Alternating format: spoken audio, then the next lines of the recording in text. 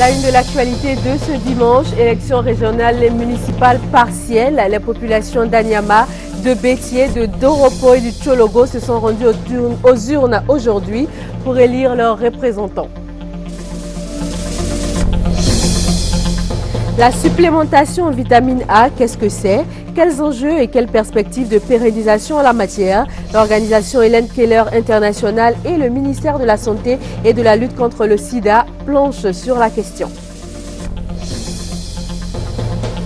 5e édition de la rupture collective du jeûne de Ramadan. Autorités ivoiriennes, diplomates et cadres musulmans ont été invités à l'occasion par le COSIM. Bonsoir à vous, merci de vous informer sur RTI 1. À Anyama, ce dimanche était jour de vote. Les populations se sont rendues aux urnes pour élire leurs représentants. 3 candidats en lice. Reportage Honorine Anigori. Reprise des élections municipales à Anyama.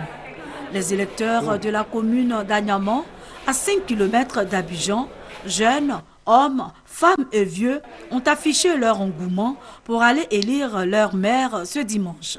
Chacun voulant accomplir son devoir de citoyen. Je veux que mon candidat n'a qu'à gagner. C'est ce que je sais. Il ne faut même pas qu'ils vont regarder la pluie. Les gens, vous des gens, venez voter tranquillement et rentrer à la maison. Pas de palabres. Déjà à 7h et 7h30 pour d'autres, les portes des bureaux de vote sont ouvertes pour accueillir les électeurs. Et tout se passe bien, rassurent ces présidents de bureaux de vote. Depuis 7h, nous avons ouvert le bureau et l'opération a commencé. Ça se passe très bien, très bien. Il n'y a pas de heure pour le moment. On a ouvert à quelques minutes de retard, 7h30. Cela est dû au fait que le temps était très maussade. C'est pourquoi les parents ne sont pas vite sortis. Quant aux 3 candidats, Lassine Camara indépendant et Joseph Dogbo indépendant, suivis de Hamidou Silla du Rassemblement des Républicains, ils sont confiants et souhaitent que le verdict des urnes soit respecté. Après avoir sillonné quelques bureaux de vote pour s'imprégner du bon déroulement des élections municipales à Anyama, le président de la commission électorale indépendante, Issouf Bakayoko, exhorte candidats et électeurs à des élections apaisées et à accepter le verdict des urnes dans toute la Côte d'Ivoire. Ce que j'observe, c'est que les candidats sont représentés dans tous les bureaux de vote. Cela signifie dans mon esprit que les résultats pourront être donnés sans crainte de contestation. Et ce qui se passe ici aujourd'hui est conforme à ce que le Code prescrit. Nous demandons que les uns et les autres participent à cette élection, ici comme dans les autres circonscriptions, de façon civilisée, comme on dit, et en ayant à l'esprit qu'ils se battent pour représenter les populations. Lesquelles populations aspirent à un développement, lesquelles populations aspirent à la paix. Dans tous les lieux de vote, la sécurité est de mise. Forces républicaines de Côte d'Ivoire et forces impartiales conjuguent leurs efforts pour veiller au grain. Les bureaux de vote ont fermé leurs portes à 17h. À Doropo et à Bétié, l'heure était également au vote pendant cette journée. Aucun incident signalé à Bétié. Selon la commission électorale indépendante de la localité, le taux de participation provisoire tourne autour de 55%. Quant à Doropo, des troubles ont été signalés, des urnes saccagées, aucun dépouillement possible. Arrestation présumée de 4 coupeurs de route. C'est un coup de filet du Centre de coordination des décisions opérationnelles CCDO. Le reportage est signé Mamadou Kouassi. La traque aux coupeurs de route menée par le Centre de coordination des décisions opérationnelles CCDO se poursuit. 4 jours après l'arrestation de 8 présumés coupeurs de route, ce sont 4 nouveaux individus qui viennent de tomber dans les filets des hommes du commandant Isiaka Ouattara. Le commandant des opérations du CCDO rassure la population et annonce la fin de la récréation des coupeurs de route et autres bandits de grands chemins.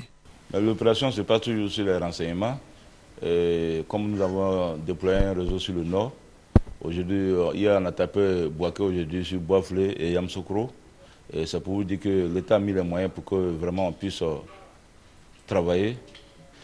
C'est dommage qu'il y a toujours des vies humaines qui partent. Il faut que la population donne beaucoup d'informations. Sans information, nous ne pouvons rien faire. Et nous appelons la population aujourd'hui vraiment à œuvrer à nous donner des informations. Et je demande à cette population de rester tranquille et de nous informer. Le CCDO est là pour eux. Nous, on est prêts à aller au contact tous les jours avec ces voleurs. Il faut rappeler que ces dernières semaines, les attaques sur les routes du centre et du nord de la Côte d'Ivoire sont devenues récurrentes, causant parfois mort d'hommes. Avec ces actions, les CCDO veut permettre aux usagers de la route de circuler en toute tranquillité.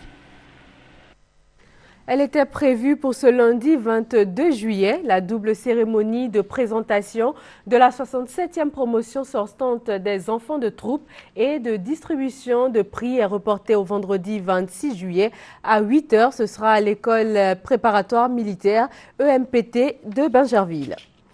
Parlons santé, la supplémentation en vitamine A, qu'est-ce que c'est? Quels enjeux et quelles perspectives de pérennisation en la matière dans le pays? L'organisation Hélène Keller International et le ministère de la Santé et de la lutte contre le sida planchent en ce moment sur la question. Herman Yamia. La carence en vitamine A est aujourd'hui un véritable problème de santé publique. Réduire cette carence, c'est aussi réduire de 24% la mortalité infantile. Depuis plus de 10 ans, la Côte d'Ivoire, soutenue par le gouvernement du Canada et des partenaires techniques comme l'UNICEF et l'organisation Hélène Keller International, mène la lutte contre la carence en vitamine A. Environ 20 000 enfants sont sauvés par an, mais aujourd'hui, il est question de pérenniser l'initiative aux multiples enjeux. Ce programme, nous le poursuivrons au moins jusqu'en 2015 grâce à un partenariat que nous avons avec l'UNICEF et l'organisation Hélène Keller International. L'UNICEF reste toujours disponible à soutenir les activités du gouvernement de Côte d'Ivoire pour la survie des enfants en Côte d'Ivoire. La question a un impact négatif sur le développement socio-économique du pays. Les autorités ivoiriennes en sont convaincues. Mais contexte de sortie de crise oblige. Elles comptent sur l'appui des partenaires pour ne pas s'arrêter en chemin. La Côte d'Ivoire fait beaucoup déjà. L'année dernière, c'était 800 millions qui avaient été octroyés au programme national de nutrition. Cette année, je pense un peu moins. Mais vous savez que les chantiers sont nombreux. Il est important que nous soyons encore accompagnés jusqu'à l'horizon 2015-2020. La carence en vitamine A diminue la résistance aux infections, entraîne le retard de croissance et provoque les affections oculaires pouvant causer la cécité. Retour sur les élections régionales et municipales partielles. Les résultats de la circonscription de Bétié sont prêts. Et justement, M. Enza Diomandé, porte-parole de la CEI, est avec nous sur ce plateau pour nous les donner. Bonsoir, M. Diomandé. Bonsoir, madame. Nous vous écoutons. Commune de Bétié. Inscrit 4471. Votants 2522. Bulletin nul 123. Suffrage exprimé 2399. Taux de participation 56,41%. Ont obtenu Tano Manizan Étienne, candidat du RDR, 1067 voix, soit 44,48%. Essueki Niamien, candidat indépendant, 688 voix, soit 28,68%. Ata Apia, candidat du PDCI RDA, 644 voix, soit 26,84%. Est donc élu à Bétié Tano Manizan Étienne, candidat du RDR, avec 1067 voix, soit 44,48%. Merci, M. Enza Diomandé. Je rappelle que vous êtes porte-parole de la Commission électorale indépendante. Parlons environnement. Plus de 20 000 hectares de forêt vont être reboisés. Il s'agit d'une opération de reconstitution du couvert forestier entreprise par le ministère des Eaux et Forêts. Le reportage est signé Léon Pro. Une belle ambiance a marqué la désignation du super prix de l'excellence de la Caisse nationale de prévoyance sociale CNPS. Madame Kadé Nekodé Mireille, désignée auparavant meilleur agent de structure déconcentrée, officie à l'agence de la protection sociale du plateau à Abidjan. J'ai toujours fait mon travail avec l'amour. J'aime me mettre au service des assurés. Quand un assuré a un problème, Je ne cherche pas à savoir si je connais l'assuré ou bien si nous sommes parentés.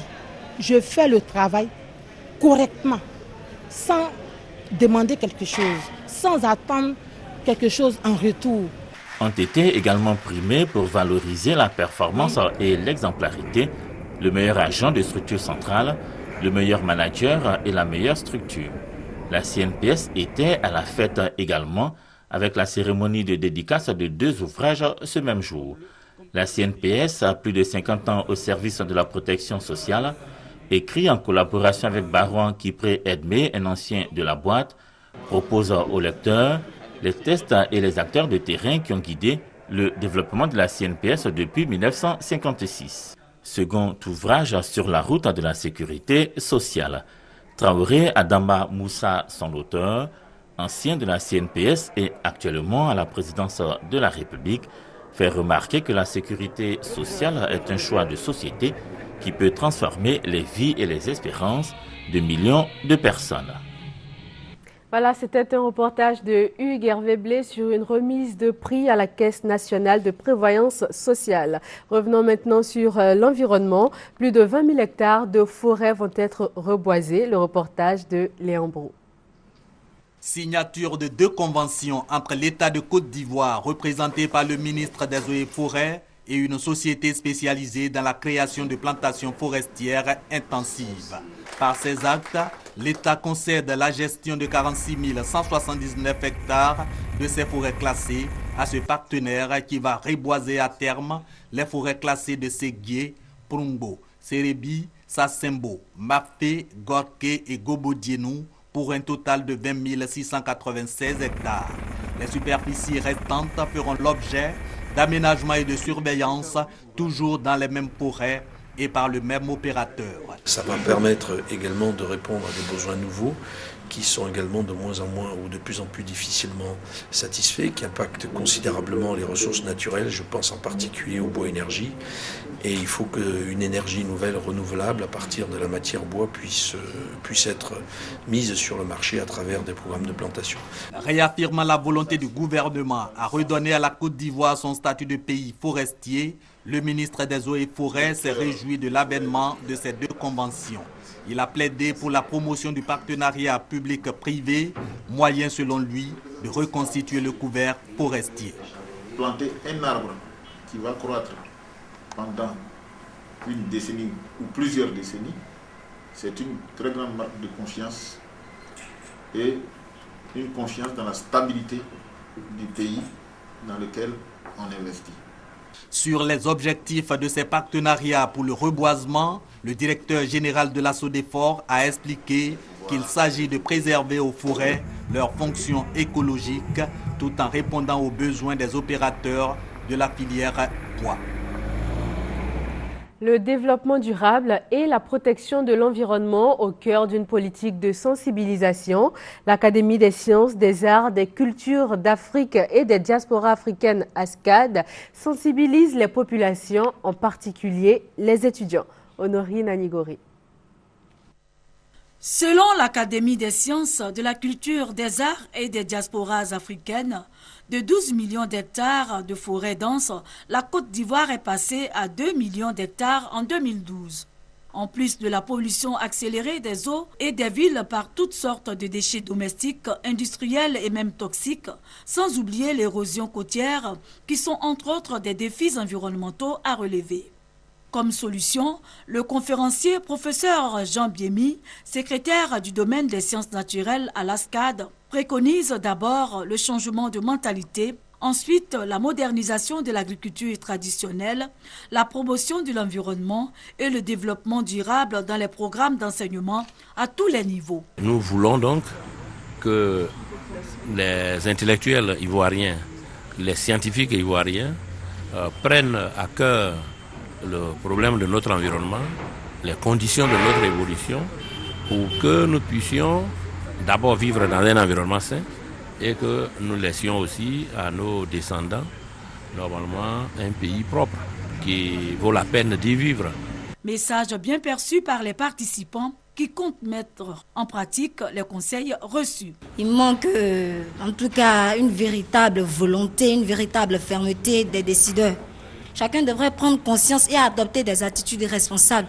La balle est dans le camp de tout citoyen, de vraiment respecter les règles qui ont été établies dans la protection de l'environnement. L'Académie des sciences, de la culture, des arts et des diasporas africaines a sensibilisé 824 enseignants, 107 200 élèves, 83 groupes et 65 établissements secondaires et universitaires à préserver leur environnement pour le bien-être des populations ivoiriennes.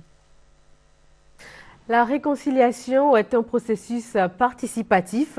Le président de la commission Dialogue, Vérité et Réconciliation a levé un coin de voile sur la suite de son programme. C'était à la Fondation Félix Houphouët-Boigny de Yamoussoukro, Diarasouba Larsen.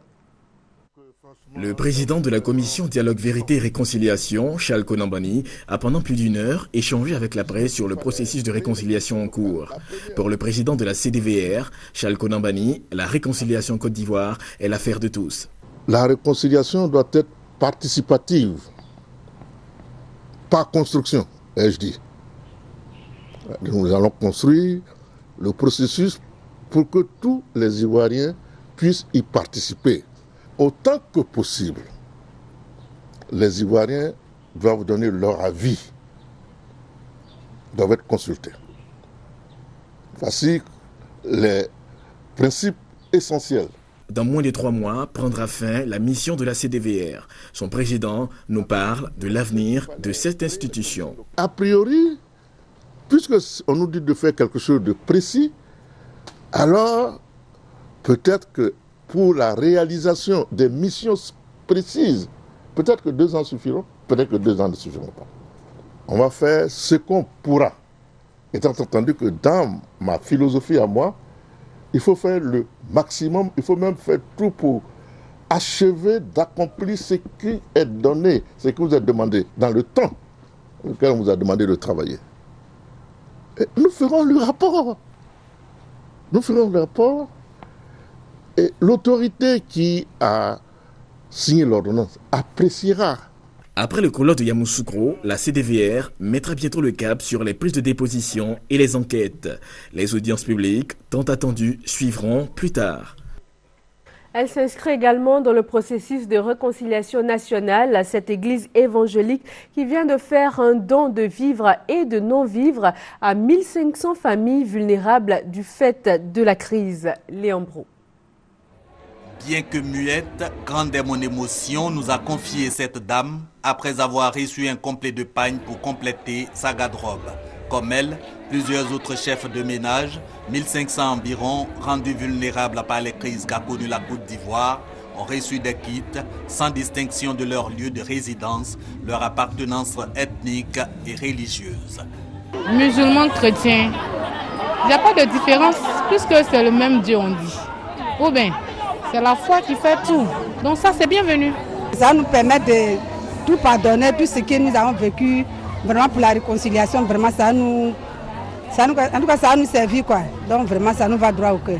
Initiatrice de cette action sociale, l'Église évangélique, ministère de la grâce et de la délivrance. Il s'agit pour les fidèles de traduire leur solidarité aux victimes des crises, une façon de les encourager à pardonner pour une réconciliation vraie. Je veux amener tout le monde à comprendre que nous sommes même chose. Et aussi permettre aux gens de réaliser qu'on a une seule nation, un seul pays, et on ne peut pas échanger ça avec un bien quelconque ou quoi que ce soit. D'une manière symbolique, je vais dire aux femmes que avec ce qu'on m'a donné, c'est rien. Mais à travers le cadeau que nous sommes en train de donner, pour témoigner que nous pouvons nous mettre ensemble, nous pouvons nous retrouver sans toutefois attendre quoi que ce soit ou recevoir quelque chose. Mais notre joie simplement peut nous donner d'oublier plusieurs choses et de repartir de bonnes bases. Les dons distribués ont été récoltés à la faveur de la fête des moissons de l'église du ministère de la grâce et de la délivrance. Ils sont composés de vivres et de non-vivres, essentiellement de pagnes et de riz. Un mot de religion, 5e édition de la rupture collective du jeûne de Ramadan hier. Des autorités ivoiriennes, des institutions nationales et internationales, des diplomates, des cadres musulmans ont été conviés par le COSIM. Ali Diarasouba, reportage. Les jardins du Golf Hotel d'Abidjan, transformés ce samedi soir en une mosquée et un restaurant, le temps d'une rupture de jeûne. C'est désormais une tradition, l'initiative du COSIM, le Conseil supérieur des imams, qui invite chaque année le chef de l'État, des membres du gouvernement, le corps diplomatique à l'iftar, la rupture du jeûne musulman. Il est 18h34 et quand l'appel à la prière du muezzin sonne le moment de la délivrance, l'heure de la rupture.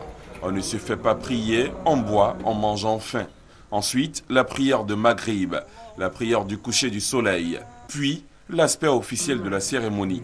À la table du cheikh Boakari Fofana, Ahmed Bakayoko, ministre d'État, ministre de l'Intérieur et de la Sécurité, représentant le chef de l'État, accompagné des ministres Mabri Touakeus Abdallah, Adama Tungara et Sidiki Konaté. Le représentant du président Ouattara a salué les efforts du COSIM dans le sens de la cohabitation pacifique entre les Ivoiriens. Je voudrais vous traduire les félicitations du président de la République pour la haute conduite que vous avez de toute la communauté musulmane en Côte d'Ivoire au travers du COSIM. Et les paroles fortes nous montrent bien votre engagement à consolider l'amour entre les Ivoiriens, l'amour entre les membres de la communauté musulmane en Côte d'Ivoire, donc la paix et la réconciliation en Côte d'Ivoire. Selon le cheikh Boakari Fofana, le mois de Ramadan influence la santé, éduque le fidèle à dompter ses pulsions et lui permet d'atteindre la piété. C'est aussi un mois de solidarité et de partage. Les élans de générosité et de solidarité dont nous faisons preuve durant ce mois doivent nous suivre chaque jour de notre existence après Ramadan. Nous devons venir en aide aux plus faibles d'entre nous chaque fois que le besoin se fera sentir. Je vais profiter du caractère béni de ce mois pour attirer l'attention de chacun de nous sur les graves dérives que nous observons au niveau des mœurs dans notre société. Le président du COSIM a aussi remercié le chef de l'État pour sa sollicitude envers la communauté musulmane et a prié qu'Allah l'assiste dans sa mission pour apporter le bonheur aux Ivoiriens. À la fin de la cérémonie, le ministre Ahmed Bakayoko a remis au COSIM la somme de 5 millions de francs CFA au nom du président Ouattara avant la bénédiction de clôture. L'actualité dans le reste du monde, en bref et en images, nous conduit en France, aux États-Unis et en Syrie. Mais tout d'abord, en Belgique, le roi a prêté serment. C'était devant les deux chambres du Parlement réunies. Le roi abdique, vive le roi. En ce jour de fête nationale, Philippe de Belgique succède à son père Albert II. Il aura la difficile tâche de préserver l'unité d'un pays qui enchaîne crise politique sur crise politique depuis plusieurs années, et tout cela sans bénéficier de l'affection que portaient de nombreux Belges à son père. Dans sa dernière adresse à la nation, après 20 ans de règne, Albert II a appelé les responsables du pays à travailler sans relâche à la cohésion de la Belgique. Tension en banlieue parisienne.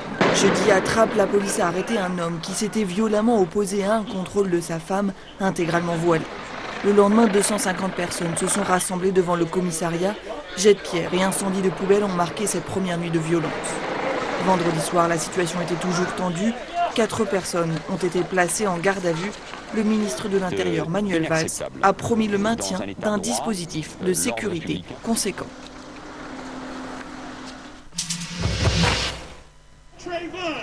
Les manifestations se poursuivent un peu partout aux États-Unis pour réclamer la justice dans l'affaire Trayvon Martin. Des milliers de personnes, dont la chanteuse Beyoncé, sont descendues dans les rues samedi. À Miami, Tracy Martin, le père de l'adolescent tué il y a 1 an et demi, a pris la parole. « La mort de mon fils doit apporter des changements dans notre société », a-t-il déclaré, ajoutant que les lois qui permettent de tuer quelqu'un simplement parce qu'il a l'air suspect doivent disparaître.